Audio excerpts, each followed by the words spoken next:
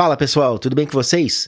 Hoje é dia de atualização do Itaú e Itaúsa, empresas que vêm caindo bastante, né? Cerca de 20% desde o topo que fizeram ali por início de setembro do ano passado e acenderam mais uma vez o alerta do Descontex, que é o nosso aportador inteligente do scanner da bolsa.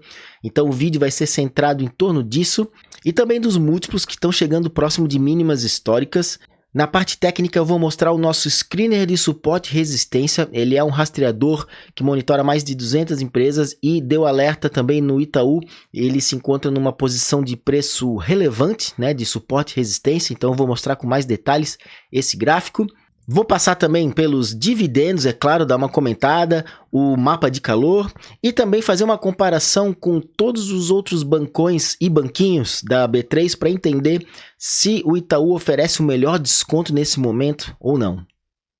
Para quem está chegando agora e não conhece o nosso canal, eu sou Eduardo Teixeira, analista CNPI, investidor e fundador do Scanner da Bolsa. Enquanto o disclaimer está na tela, já te convido a dar um like nesse vídeo e se inscrever aqui no nosso canal, assim você vai ficar ligado cada vez que a gente postar novos vídeos. Além disso, nós também estamos no Instagram e no Telegram, onde nós temos um canal aberto e gratuito, onde postamos diversos conteúdos que são extraídos da nossa ferramenta Scanner Pro. E para quem ainda não é assinante, o Scanner Pro é a ferramenta do scanner da bolsa. Ela conta com um menu com diversos recursos que vai ajudar você a investir melhor, seja você um investidor de longo prazo, de dividendos, ou também se você faz swing trade. Temos módulos de análise fundamentalista e análise técnica. Além disso, como eu sou analista CNPI, nós temos recomendações, carteira dividendos e carteira valor, todas elas com definição de preço máximo que você pode pagar pelo ativo e também um relatório PDF com a tese completa de investimento. Então convido a conhecer a ferramenta para quem ainda não é assinante. Você pode testar por 7 dias sem compromisso, link está na descrição e nos comentários desse vídeo. Bom, então vamos começar falando do Descontex. Como eu falei, ele é um aportador inteligente, ele monitora diariamente mais de 200 empresas, sempre à procura daquelas que oferecem um mínimo de qualidade e que o mercado está dando uma amassada, né? Está sofrendo uma pressão vendedora, pelo menos no curto ou no médio prazo, e é exatamente o que vem acontecendo com o Itaú, depois dessa forte queda que ele fez, desde setembro do ano passado.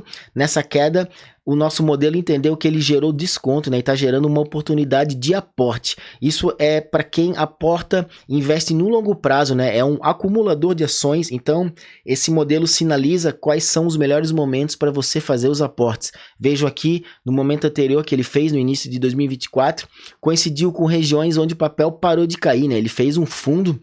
Então o nosso modelo entendeu que aqui foi um momento de oportunidade para quem acumula ações e realmente, né, quem aportou aqui, os assinantes que fizeram esse aporte nesse momento, conseguiram comprar com um preço mais baixo, né, melhorar o seu preço médio e melhor ainda, com aquele dinheiro do aporte, como o preço da ação estava mais baixo, eles conseguiram comprar uma quantidade maior de ações. E isso aqui gera mais dividendos, né, ou seja, contribui para o aumento da sua geração de renda passiva, né, para a sua bola de neve de juros compostos. Além disso, nesse exato momento o papel está numa região de suporte, como dá para ver aqui no nosso screener de suporte e resistência. Também outra ferramenta, essa já mais voltada para análise técnica, ele avisa todas as empresas que estão no momento com o preço negociando próximo de alguma faixa, seja de suporte ou de resistência, né? Então nós temos essa região aqui dos R$ 30,50 mais ou menos. Vejam que foi uma região que já serviu de suporte, né, diversas vezes, é uma área de defesa onde entram compras. Aqui nós tivemos mais uma vez o preço chegando nessa região. E olhando no Home Broker, a gente consegue ver que essa região de preço do suporte segurou bem aqui, né, nesse fechamento que ele fez, fechou abaixo, né, foi um candle aqui de força vendedora, né, ele fechou abaixo dessa região, só que no dia seguinte ele já abriu e já formou um padrão de candlestick de alta, né, de reversão, que é o piercing line, quando esses dois candles têm essa configuração, né, um candle fecha embaixo e depois temos um candle de alta que ele começa mais ou menos na metade do corpo anterior e termina com fechamento acima do candle anterior, né? Então é um padrão de reversão com certa relevância. Então a gente pega um padrão desse que foi formado bem em cima de uma linha de suporte relevante, né? Então agora o papel vem fazendo essa correção. Se a gente refina um pouco, né, entra num gráfico de 60 minutos, e a gente traça um Fibonacci, a gente vê que o preço está nesse momento exatamente em cima dessa linha do 61%, né? Retração do 61%, né? Aqui é um ponto que pode estar servindo como uma retração dessa tendência, já fazendo a reversão, né? No caso, para entrar com a onda 3, para fazer um movimento de alta.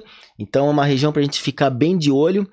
O ideal seria o Itaú não perder essa região de preço, né? Para aqui estar ensaiando, então, um pivô de alta para reversão. Mas, como é uma região que ainda não tem uma confirmação no gráfico, isso aqui também pode estar servindo como um mero repique, né, dessa tendência de alta maior. Ele fez um repique, né, que foi uma correção, para estar ensaiando um movimento para mais para baixo ainda, né? Então é uma região de indecisão para quem é puramente grafista, tem que ficar bem de olho aqui.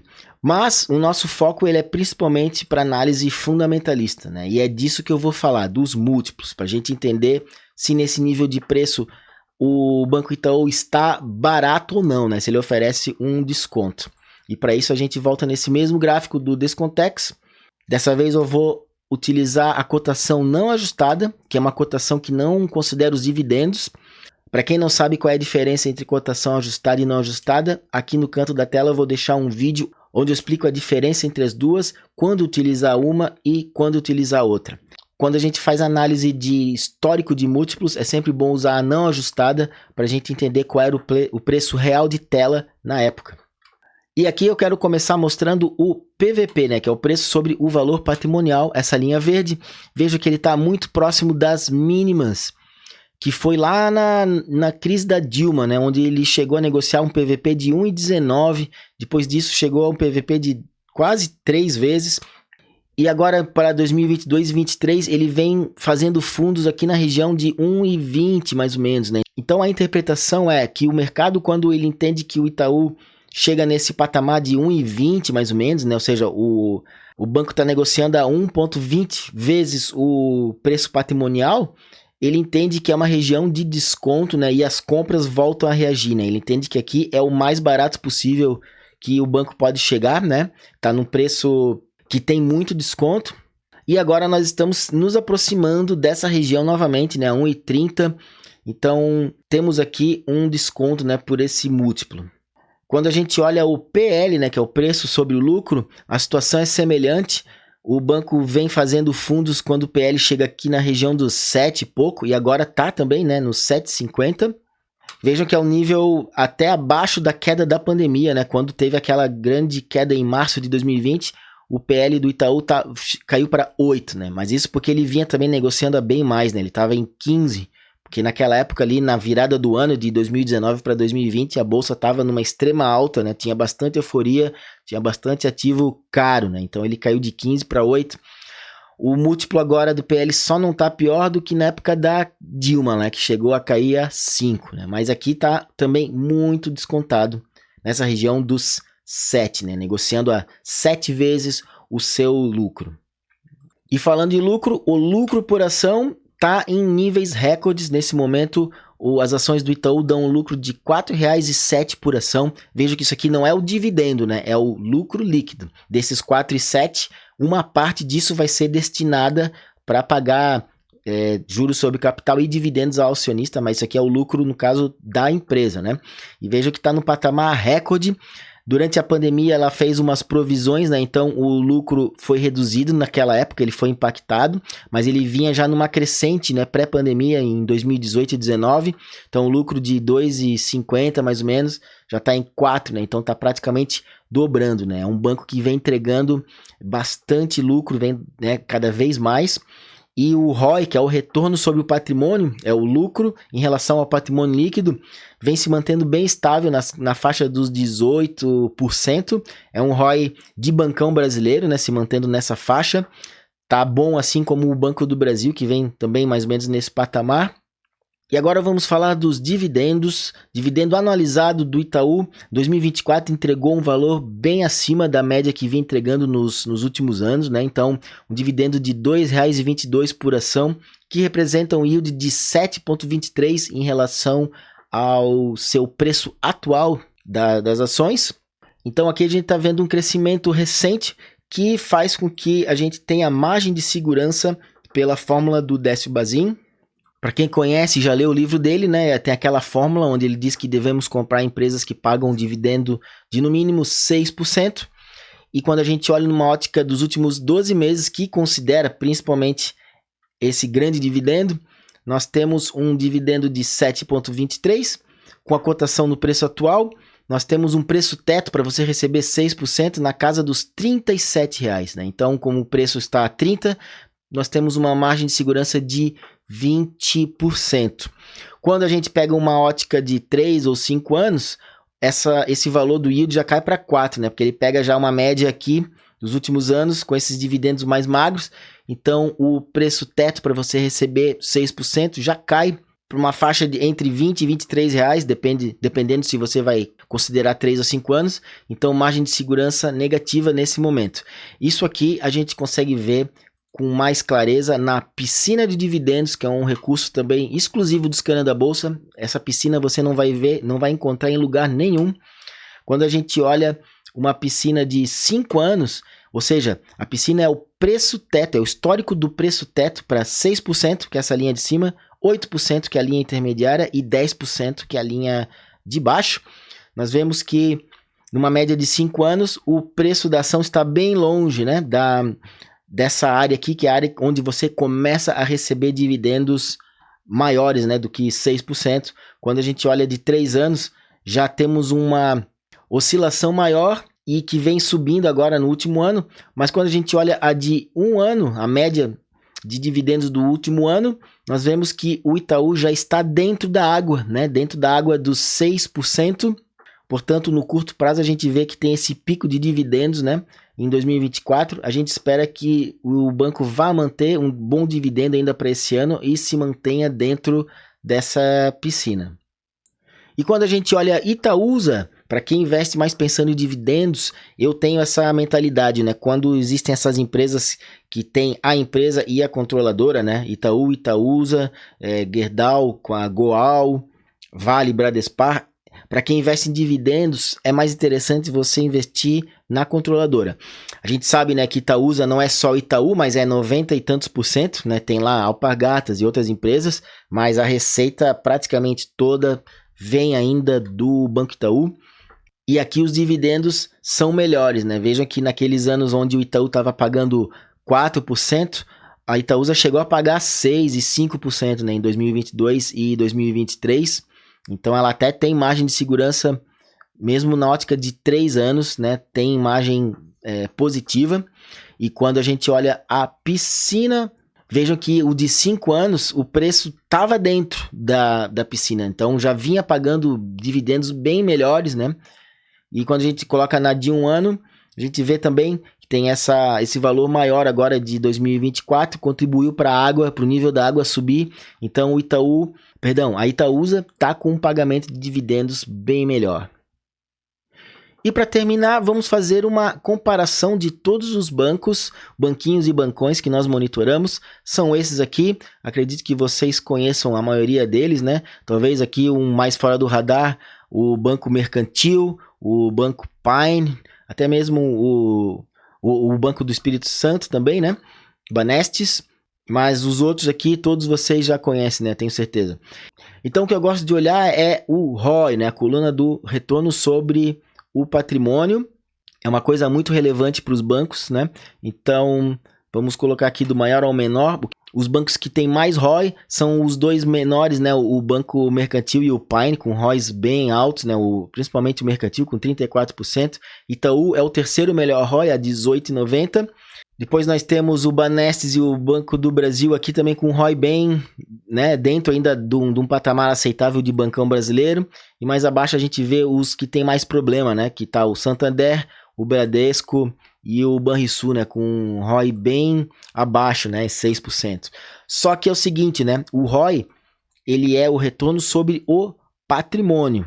E a gente precisa entender por quantas vezes a gente está pagando o valor do patrimônio, né? Então aqui a gente tem, ó, o PVP.